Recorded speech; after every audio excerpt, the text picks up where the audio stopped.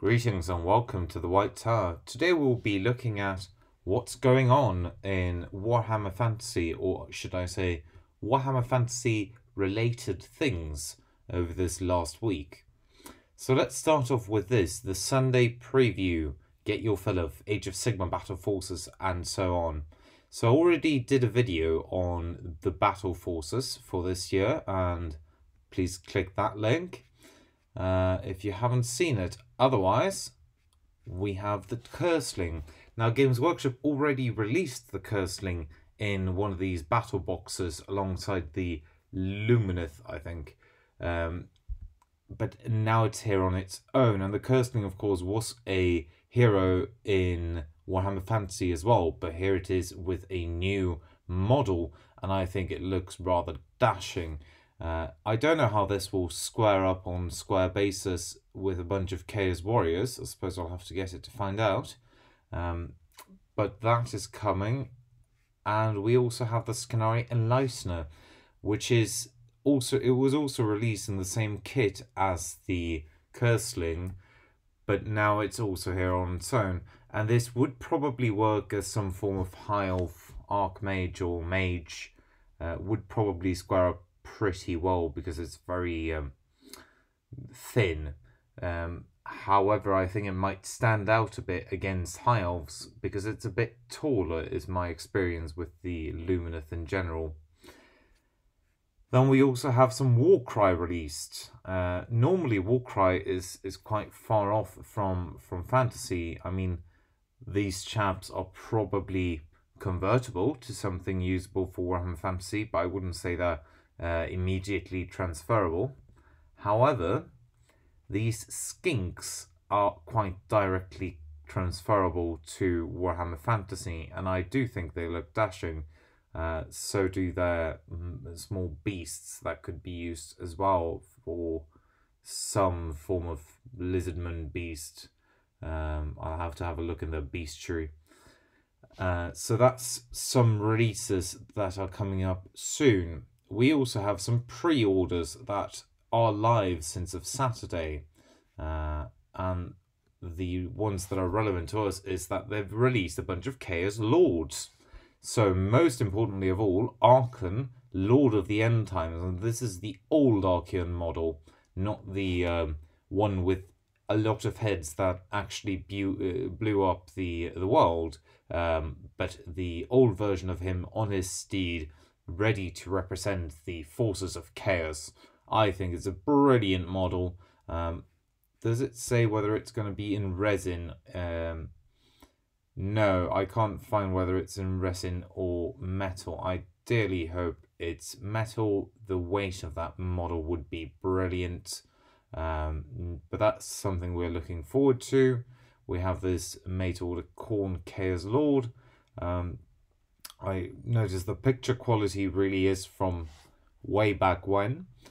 Not a fan of this model myself. I think he looks a bit too edgy, a bit too, well, not edgy that way, sort of polyhedronic. But I suppose if you got a Khorne army and like some old style models, this is your thing. Then we have the made-to-order Nurgle Chaos Lord. This one I prefer. I think this still sort of stands up or survives the test of time, mostly because Nurgle tends to do that. I think you grind this up. I mean, this is obviously, you've got some good rust going on here and some green shading. I think that could be done quite well. And of course, all of these are not just applicable for Warhammer Fantasy, they are actually Warhammer Fantasy models made for Warhammer Fantasy originally. So they're all going to work perfectly. And if you want to have sort of an old-timey feeling Warhammer Chaos Warrior army, this is your time to get it. I think they're also replacing the Slaves to Darkness, as they call them, or Chaos Warriors. So if you want the old Chaos Warriors, now is your time.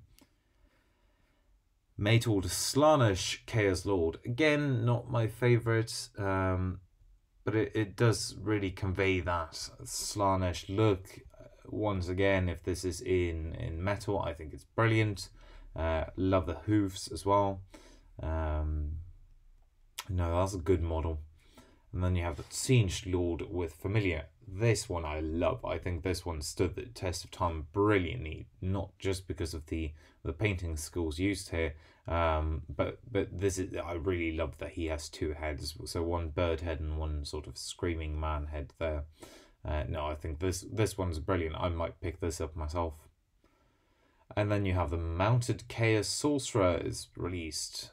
This one I don't know. I suppose it's quite cool. It gives me Lord of the Ring, what do they call, Ring Wraiths on horse, Black Riders, sort of those vibes. No, I think this one's quite cool. I do like that it has a custom horse as well. Lot of Warhammer miniatures from way back when just use the same version or versions of the same three horses.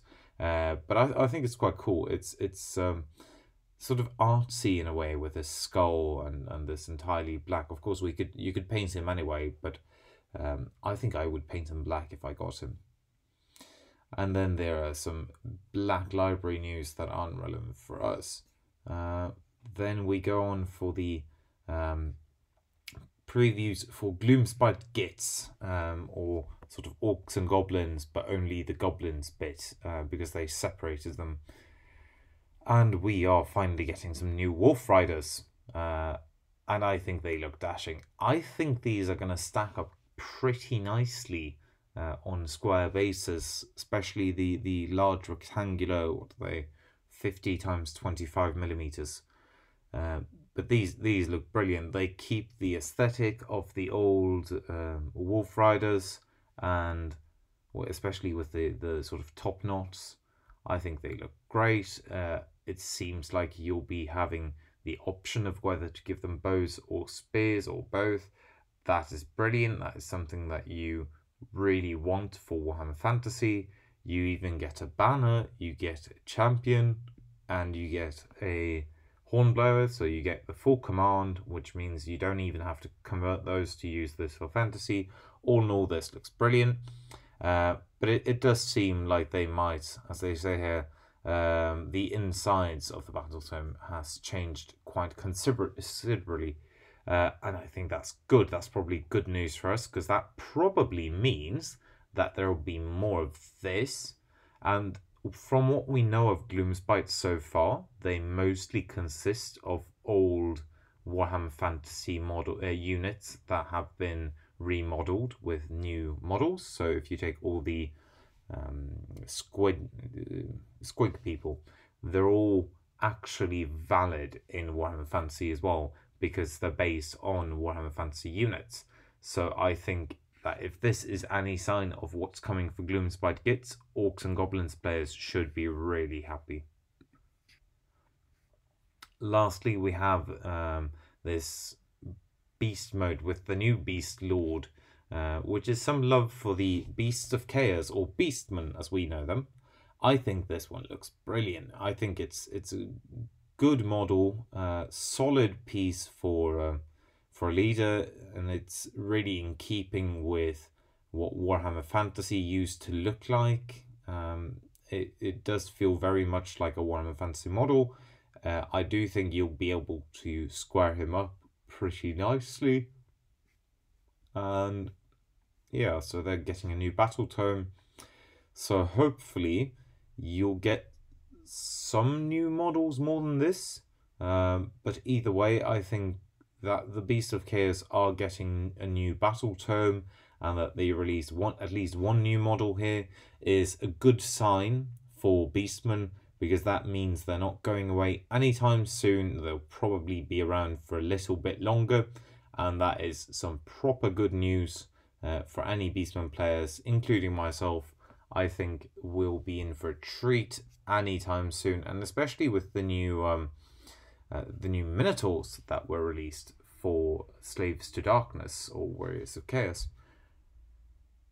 Well, I think that's it for news for this week, and I hope to see you all next week when we'll have a look at whether they have released anything new for us.